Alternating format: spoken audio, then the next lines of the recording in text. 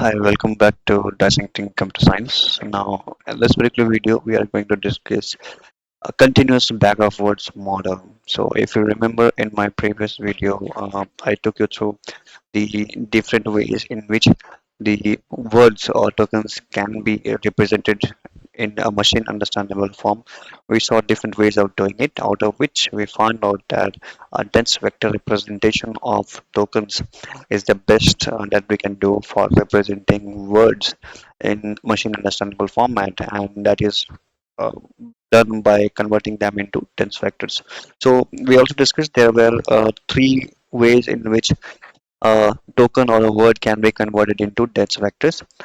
One was continuous bag of words models, second was the skipgram models, and third was using transformers.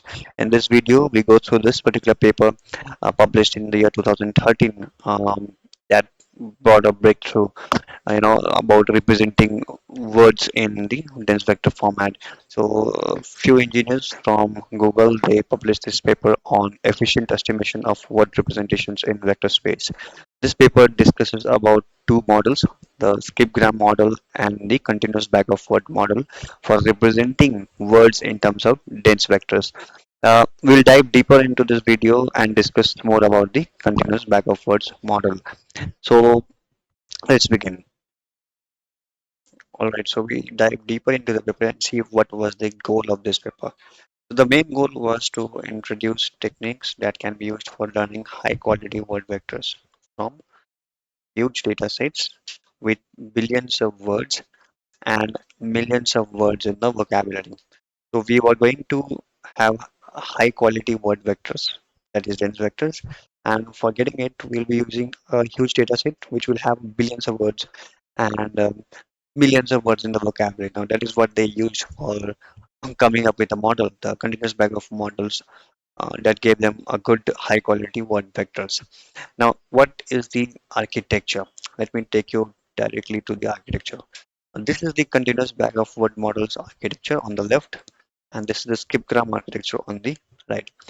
Right now, if you just look into the architecture, you see something called WT minus 1, WT minus 2, WT plus 1, WT plus 2, and we have a component called WT. These are nothing but words. So there are some words before WT, there are some words after WT, and the goal is to predict this WT. Okay? Let's understand this particular problem in detail and see how this thing was solved. Now, this is the architecture of the continuous bag of words model. Before diving into anything, let's just understand the data first, right? Now, for the sake of simplicity, I assume this is my training data. Now, I cannot have billions of words here, but I have taken a simple data set for understanding it better way. Now, each of these sentences you see is a part of your data, right? Now, if you see, there are six sentences, right? And what is the first thing that we do is we create a vocabulary out of it. And before creating a vocabulary, we should first tokenize it. So this entire data that we have undergoes tokenization. Okay, when it undergoes tokenization, we, in simple words, assuming that every word is a token right now for simplicity, each of these word will be one token. Now, after you split the entire data into tokens, into words, you find out total unique words, right? And that will make your vocabulary, right? So if you see here, the word index that you have is a young, king, man, queen, woman, strong, wise, boy. All these words are present here. Every word you see is present here, and from these data that you had, we made a vocabulary. So generally we sort them in ascending order and then we assign them an ID. You see, is has been assigned an ID of 1, a has been assigned an ID of 2, young as 3, and so on, right? So this is the word index, and likewise here if you see, the total number of vocabulary is around 14. Yeah, so it's around 13. There are 13 words in the vocabulary. Okay. Now what next? Now you see these are called sequences. The examples that we have are called sequences. Let me zoom a bit. For example, king is a strong man, but we know machine is not going to understand this text, right? What is king, what is, and so on. We need a ID to identify it. And since we already had created a vocabulary and had assigned them a unique number, so we can represent these words with the numbers. So you see that already has been done, right? You'll see that in the code as well. If you see the first sequence that we have is a king is a strong man, and you see this is king, this is a strong man. So king is represented by 4, right? King is represented by 4. Is represented by 1, 2 as a. 8 means strong, and 5 means man, right? Which means we will just encode them. I mean, encoding them will not be the right term to use, but you can just assign them instead of words. We can use the corresponding IDs or token IDs to denote that specific word. Now, what next? Now, how continuous bag of words is trained is we need the context. Right? So, what does it mean? As we mentioned, that the continuous bag of words is based on the principle of predicting a word given the context, what is before it, what is after it, right? But how much context to consider? Now, this is the context window.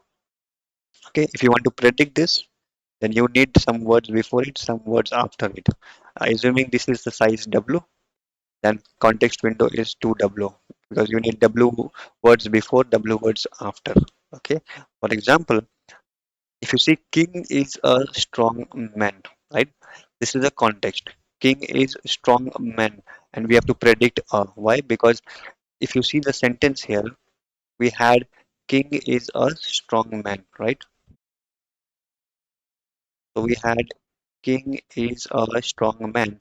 In the training data set, we assumed a window of size 2, okay, which means for predicting a word, you should have 2 words before and 2 words after. I don't start with king because there are no 2 words before.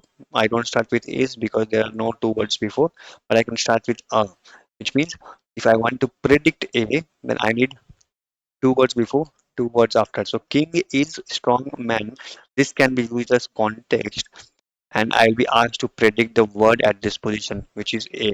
Now I'm creating a training data set, right? Remember, this is a kind of supervised because I already know what is present here, right? I know this will be A. That's my target. But I want my model to predict A, right? Similarly, if you see this last sentence, I'm just diving directly into the last sentence. Princess is a young queen. So princess is a young queen. So I take these two before, these two after. I want to predict A. So I'll take now you might wonder why I'm taking only Prince is and I'm predicting why can't I predict young here? Definitely you can predict young also, which means suppose but now the problem is if I take young, I need 2 words before and 2 words after, but you don't have any words here right now, right? And since we have not learned padding concept yet, so I'm not using it. For the sake of simplicity, the only possible training data set that you can extract from this particular example is princess is, and then you have a blank young queen. So given these context, you have to predict this. Now you see the example is already ready. So the training examples are already ready here. Now since you now this I try to represent so that you can understand how the window is generated. But in reality, the corresponding token ID will be used here. You see 4185 and target is 2, which means if 4185 is given, the output should be 2. The model should be accurate enough to predict the output 2, right? Now let's see what are the next steps. All right. Now we'll mathematically prove how CBOW works. Okay. So I hope so far things are pretty clear. We have already created our training data here, right? Now these are our training examples. So if you see, we have got these samples here, right? Each of them is a training example. Suppose I take the first one, okay, which means I take king is strong man and I need to predict the target A. Now, for the sake of simplicity, I'm considering king is strong man, but generally we should take the token ID. Suppose this is the context we have. That's a problem setup. Goal is given the context word, we need to predict the target word. So for us, the target word is A and context words is these four words that we have. Okay, W1, W2, W3, W4 represent king. This represents is. This represents strong, and this represents man. Okay, and target word is A. Now there are some notations to keep in mind. The vocabulary size. So assume the vocabulary size is V, and that depends upon the number of words we have in our vocabulary, which we have already seen here. For the sake of general representation, I am assuming it is V. What is the embedding size? Which means when you want to represent a word in terms of vectors, right? You want to define it in how many dimensions you want to represent it. That's the embedding size. For sake of simplicity, for our example, suppose I have taken dimension is equal to 10. Okay. Here for generic representation, I am representing as D. Okay. The context size C is 4. Now this depends upon the window size, twice of the window size. Window size we have taken was 2, right? 2 before, 2 after. All right, now let's see the architecture first to get a good understanding about what are we doing and how are we using it. So this is the architecture of the CBOW model, right? And if you see, the very first thing is we are feeding some one hot encoded vectors. Now what are these? These are the context that we have given. The first token, the second token, the third token, and the fourth token that we give, right? This was king is strong and this is man, right? This word was there. So these are the one hot encode representation of these four words, right? Which were the part of our first training example. Remember the first training example, right? Now, one hot encoding here depends upon the vocabulary size, right? The length of these will depend upon the vocabulary V, right? And you know how it works. The corresponding element position will be 1, others will be 0. Now, that's what we are seeing here. The first thing is input representation. So each word is represented as a one hot vector. I'll just zoom it. So what happens? You get a vector corresponding to xi, which is of dimension v. So for all the words in the context, we do the one hot vector representation. That's what we did there, right? And I will also just copy this diagram for simplicity purpose.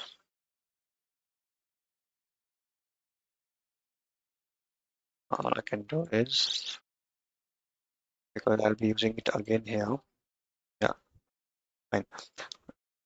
So that's what we did, right? So each of these words that we had in the context window that we took in the first example, king is strong man, we do the one hot encoding here.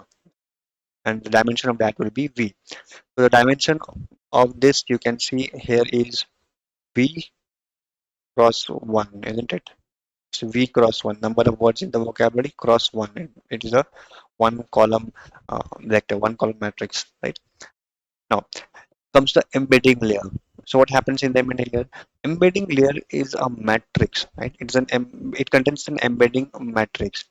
The dimension of the embedding matrix is V cross D. Remember, we said we are going to represent every vectors in dimension D. Now, this embedding matrix contains the vectors corresponding to every words in the vocabulary. Hence, we have number of rows equal to the vocabulary size of these, of the training data. So here you have an embedding matrix. The number of rows here will be equal to V, and this is the dimensions, right? Which means every word in the vocabulary has a vector corresponding to it of dimension D. Now, main point to note here is whatever values you have here right now before we have started training, these are randomly assigned weights, randomly assigned. these values of these vectors, the vectors representation of every word in the vocabulary right now, because training has not started, is not accurate, might not be accurate. Okay, we are going to use this to start, and slowly during training we are going to update these weights to end up with a very high quality embedding, right? That's what we have. Embedding matrix contains this is the embedding matrix denoted by W. Dimension will be V cross D, number of words in the vocabulary, and D is the dimension. So the idea now is basically each one hot encoder, when you multiply by with the corresponding embedding matrix, you get the vector corresponding to that word. Which means if this token was king and this is strong, this is man, right? So if I take the one hot encode representation of king, multiply it with the embedding matrix, right? You see only one position wherever king is there, it's one, other position is zero. So when you multiply these matrix with the embedding matrix, which contains vectors of all words in the vocabulary, only that row which points to king will be extracted, which means you get a vector corresponding to the word king. That's the matrix multiplication. So what would be the dimension of it? So you see the embedding of the token will be obtained by multiplying the one hot encoding with the embedding matrix W. So one hot encoding has a dimension of 1 cross V, we saw here, right? Um, okay, so what, okay, I mean, this we can have as follows. So the dimension here is V cross 1, right? So we'll derive the formula, we'll not refer this. So we take V cross 1 as a dimension of one hot encoding vector. The embedding matrix has dimension V cross D now, right? Now, in order to obtain the multiplication of this should be equal to this. But right now we see number of columns in this is not equal to number of rows in this, which means this order we cannot multiply. Let's do one thing. Let's let's have a transpose of this, which means since this is W, this is your X, we can have W transpose, which will make it D cross V, right? And then we can multiply it with X, which is V cross 1. Now you get a embedding of dimension D cross 1, isn't it? Right? And if that again you can do transpose, so it will make you 1 cross D dimension, it will give you 1 cross D dimension vector, right? I hope you understand this. This formula was not going well with this diagram that we are using. So we said we are using the one hot encoding, and the dimension of this is V cross 1. V means number of rows and number of column is 1 here, right? And we are multiplying it with the embedding matrix, which has dimension V cross D. Now we have to multiply this, right? But this order you cannot multiply. It's not following the multiplicative principle of the matrix multiplication, because the dimensions are not matching, because one hot encoding has a dimension of V cross 1, this is the dimension of V cross D. So what we did is, rather than multiplying this with this, we will transpose this, which makes it D cross V. Okay, and now we multiply this with X, which is V cross 1. It gives you, now since these are equal, it is possible to multiply. It gives you D cross 1 matrix. And if you want to represent it better, you just do the transpose of it. It gives you 1 cross D dimension of resultant vector. You get the resultant vector representation of each of these tokens that you have one hot encoded, right? Now what next? So now if you follow this order, right? So if you multiply every one hot encoding with the this matrix, I mean not in this order, but if you multiply this matrix, like this matrix, with the one hot encoding vector and then transpose it, you get a vector of dimension 1 cross D for each of these one hot encodings and for each of these tokens, right? Now what to do next? So you see E1, E2, E3, 4 represents the corresponding vector, right? For every tokens that you have taken in the context window. What is the total number of parameters here now? that we have calculated. The total number of parameters is this only, right? V cross D, because this is the embedding matrix. This is where you have the weights, and this is what is going to get adjusted. So the total parameters count involved here is V cross D, which means total number of vocabulary words in the vocabulary into the dimension of your embedding. That will be your parameters count till here. Now, what happens in the continuous bag of words layer? I mean, a mean layer. We have something called mean layer. Now, since you have already calculated the vector corresponding to every token in your context window, you find the average of that. Okay, so you calculate the average of that. So once you calculate the average of that, so which means you have four vectors. So you have E1 vector, E2 vector, E3 vector, and E4 vector, right? So you calculate the add and divide by 4. I mean, divide by the count, which is 4 right now, and get the average of this. So average, I mean, additive addition of these vectors are possible, right? Because we can have vector addition here, dimensions are same.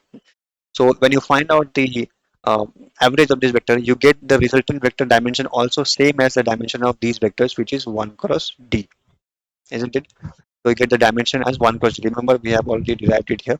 One vector is equal to 1 cross D. Now, what is the number of parameters involved? Since you are just finding the average of the vectors, there is no trainable parameter involved. So in this step, there is no parameters. Okay. So this is the mean layer. Okay. This is the mean layer. So we are taking multiplying with embedding matrix, computing and calculating the mean. Now, what is happening in the dense layer? So in the dense layer, what we do is pass the context vector.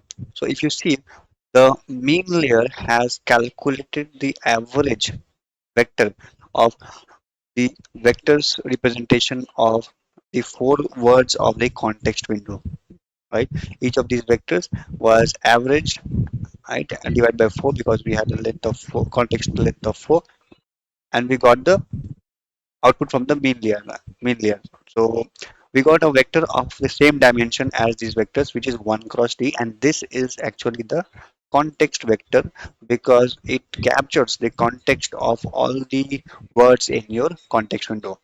Now this will be passing through the dense layer. So let's see what is happening inside the dense layer. So this vector 1 cross D will be multiplied with a trainable matrix U, okay, of dimension r uh, of dimension D cross V. Okay, D is the number of dimensions that you have selected. V is the number of words in the vocabulary. So this again is a trainable matrix. So dimension is D, vocabulary is V. So it's a D cross V matrix. What we have right now is 1 cross D vector.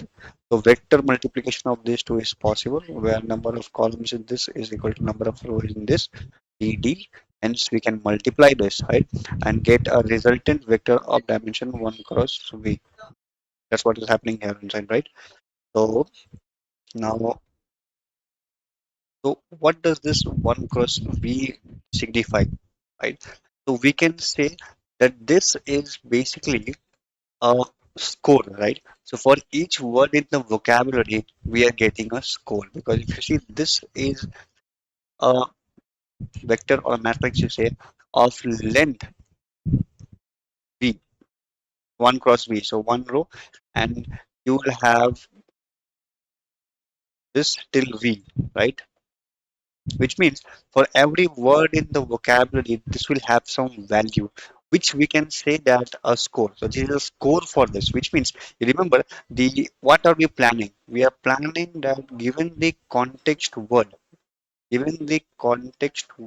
here, what is the target word we have to predict. So we have reached at this point, okay, where we are getting a vector of dimension 1 cross V, where each entity there represents a score of a word in the vocabulary, right?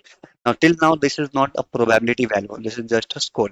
The score represents how likely each word is the target score. So, whichever word is more likely might have a higher score, but still we will not confirm unless we do the softmax function there, right? So, but before we move to the softmax operation, let's see the number of parameters that was involved in this operation.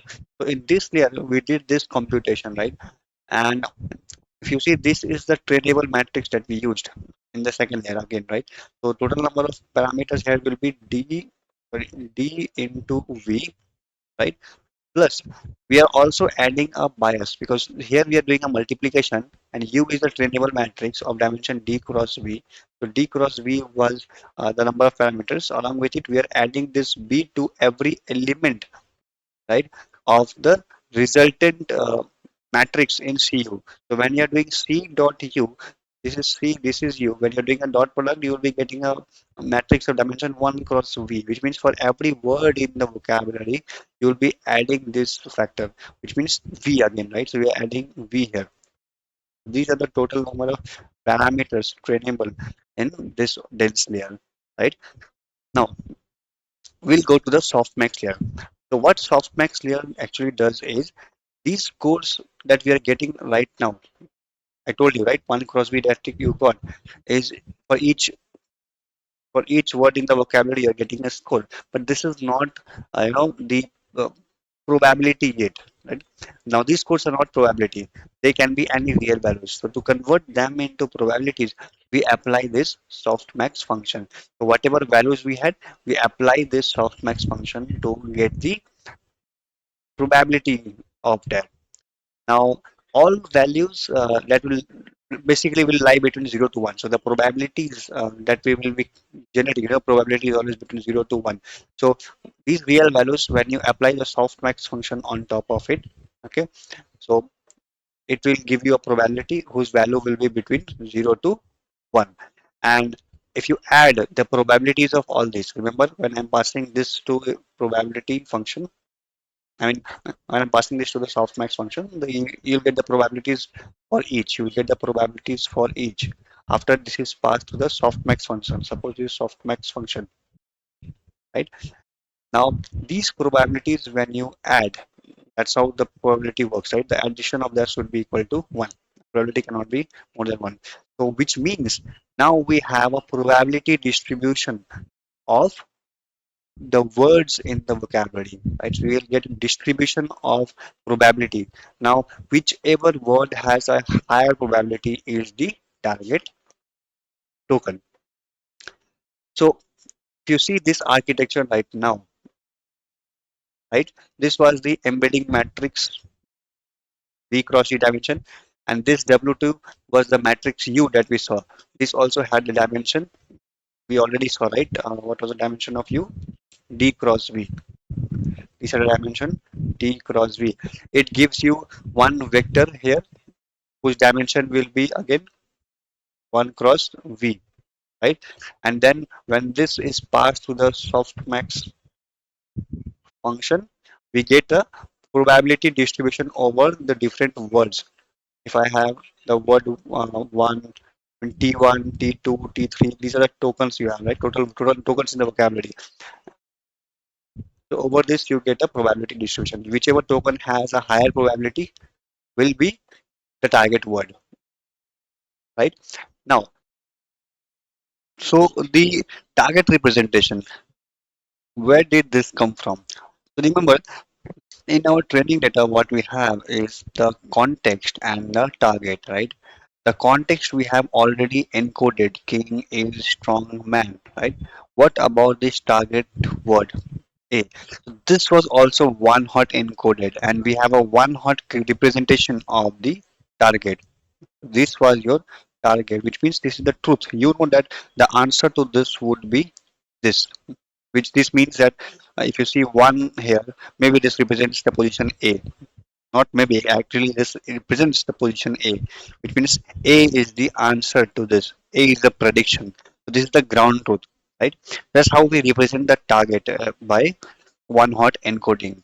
Now, when you have started one hot encoding of your context tokens or context words, we multiplied it with embedding matrix. We got the corresponding vector representation which might not be correct. It was randomly assigned vectors, isn't it? And based on that, then we got the average of all the vectors. That again was multiplied with this W2 trainable matrix, and we got again one vector of dimension 1 cross V, right? Now, this 1 cross V has scores, right? And V means total number of words in the vocabulary. So for every word, a score was assigned. But then we have to convert it into probability. So we use the softmax, and the output layer will basically do that, and we'll have a probability distribution. So the word with maximum probability is the answer as per this values, as per the values of the embedding matrix we have now. This was the answer. Now the answer in the very first iteration, the very first run might not be correct. So you might end up predicting, suppose, woman. So king is woman, strong man, like this. You predicted the word woman. Now why woman? Because right now you have not learned the vector representations correctly. The embeddings that you are using, the context that you have captured, they might not be correct because the trainable matrices are not adjusted. Right? So you did a wrong prediction. So this is the ground truth. A should be the prediction. You predicted woman. Okay. So your answer representation might be somewhat 1 0 0 0 0 0. So see, one, this should be the answer. This should be one, but you made this one, right? How do you tackle this? So this is where loss functions comes into picture.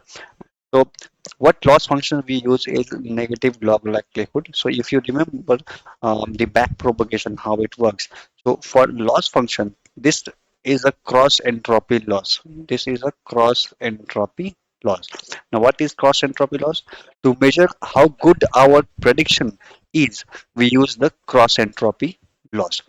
How do we interpret this? The idea of the loss function is to optimize the performance of your system, optimize the performance in the sense, optimize the prediction of your model right now. So if the model is assigning a high probability to the correct word, which means your model is performing good, right? Because whichever is the correct answer, you're giving high probability to that. So you will not penalize them. The loss will be less. But if your model is assigning a very low probability to the word which actually is the answer, the loss will be large. That's how this actually comes into action. If you see the back propagation video and how the loss function works there, you'll get an understanding. Now, since we have the loss function, and the idea is to start the back propagation. So this is our loss function L. This is the loss function, right? So we have to, in the back propagation, we compute gradients to update the model parameters. And which parameters? The trainable parameters. What are those that we have? You see, the very first thing will be Z, right? How did we compute Z? Remember the context vector and the second trainable matrix that we saw. We multiplied them, right, to get that. Hence, you see, when you split this, it becomes U and C transpose. So U stays there, C transpose goes there. This is one gradient in the dense layer. Other was the bias that we have. Again, we check with respect to bias the loss function gradient we calculate, right? And this is remains the same. And again, with the context vector that we have calculated by the average of all, right? So this time the C remains here, U transpose goes here, right? And this is the third one that you have. So you compute the gradient for each of these, right? Now, even in the embeddings layer, if you see the embedding layer, what did we had? We had calculated this, right? The context vector is equal to 1 by total context words into summation of all the vectors, isn't it? Now, if you find the partial derivative of the loss function with respect to each of these embeddings, that's how it works. Which means if you see what exactly are we doing, we are basically, this basically will tells us how to update the weights so that the prediction moves closer to the target. So we are updating the weights, we are adjusting the weights, either increasing or decreasing, so that our prediction becomes more and more accurate. And that is the principle of backpropagation. That's how it works, isn't it? So here you see, once we have calculated the loss functions, we are, this is the learning rate, we are updating the weights, whatever weights we have, right? Now, having said that, let's quickly summarize the parameters. So in the embedding layers, we had this embedding matrix. In the dense layer, we had one matrix U and the bias parameter plus. So this and these are the parameters. Total parameters will be VD plus DV plus V. This is the total parameters that we are training in the process, right? So the final expression would be given the context words, we have to predict the word W2. How it is done is you have the one hot representation of the tokens context the words in the context window, then you multiply it with trainable matrix, and whatever comes, you find the average of that. That will be a context vector. And in the second layer, you take the context vector, multiply it with this U. Again, this is a trainable matrix. You add the bias factor, and whatever you get here is a vector of dimension 1 cross V. This is containing the scores of each of the words in the vocabulary. You pass it through softmax, and you get the probability function. I mean, you get the probability distribution. Sorry. So that's how things actually work, and that's how the training is done. This was one pass from left to right and back propagation. The weights are adjusted again. So once these weights are updated, so this matrix will be updated. The matrix in the between will be updated, and again one hot encoding multiplies with that matrix. This operation repeats. You again make some prediction. Okay, if your answer is very closer to the prediction, the loss will be less, right, accordingly, and if it is away from your ground truth, loss will be high. That's how it will just keep on training with help of back propagation. It will adjust the weights, and finally when you see that your model has started giving correct answers, right, because I was expecting A and model is also saying A, which means right now whatever embeddings you have in place, the model is using it very correctly to capture the context, and hence that would be your final representations of the words, right? That's how vector embeddings are actually calculated, and this was the entire training process. Now let me take you to the final section of this particular video. I know it's long, but yes, so let's conclude it in a good way. Since we have already understood the theoretical concepts, the mathematical expressions, finally let's see how we write the code for it. So this is the notebook on Google Colab for continuous back of words model. We load the libraries. This was the corpus. We'll use it for training our CBOW model. We do the tokenization, right? Which is the sequences. This is the word index. We have already understood this. That's how this looks like, right? This is very important, the CBOW training data. Now remember, for CBOW training data, what we do is first of all define the window size. We had defined two. This is the sliding window that we are using for extracting the training data that we have, the context and the target pair. Now as of now, we saw here that we are just able to extract one context and target pair from one sentence, but that's just because the sentence is quite small and window size is 2. And this code here does not allow us to extract more, right? Because the loop ends. If your sentence is longer and window size is 2, then you can extract more context target pairs. So have a dry run accordingly. Now, given the data is ready, we build our model architecture. So we have an input layer and embedding layer. This lambda is nothing, but we are trying to find the average of the input vectors. The dense layer, again, remember the vocabulary size. The dense layer gives you a score of every word, 1 cross V, right? We use the activation softmax to finally convert that to a probability distribution. So that's how we have defined a model. Now, that's how our architecture looks like. This is the input, this is the output. Don't get confused with the very first value that we have, which is none. It's just because right now we don't have any specific batch size in place. Now we are training the model.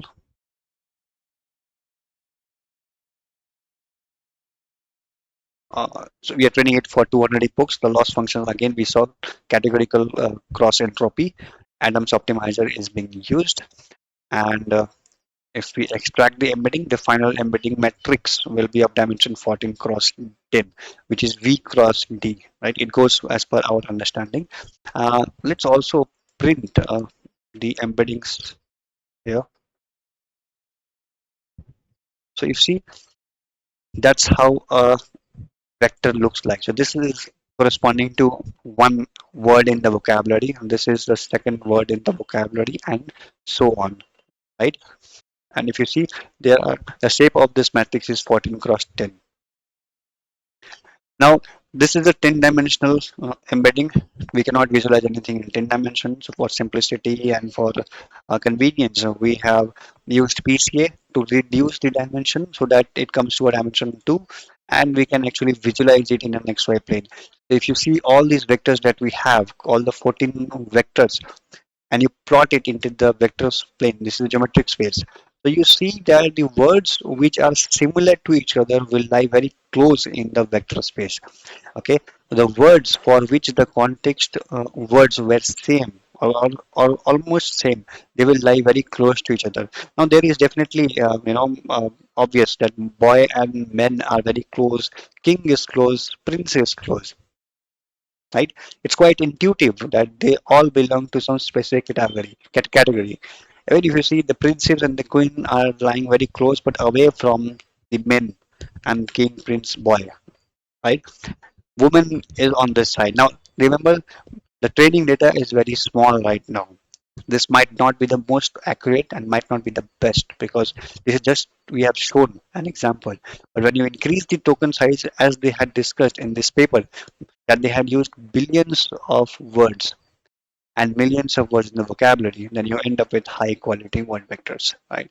So I hope this video actually helped you with a very good intuition on how the continuous back of words model works. The video is lengthy, I understand, and apologies for the inconvenience, but these are concepts that we cannot skip. We cannot reduce the length of these videos, because that would compromise the quality of the video. So please take your time. I'll add the timestamps so you can, so that it will be easy for you to refer any specific section of the video. Stay tuned, keep watching DCS.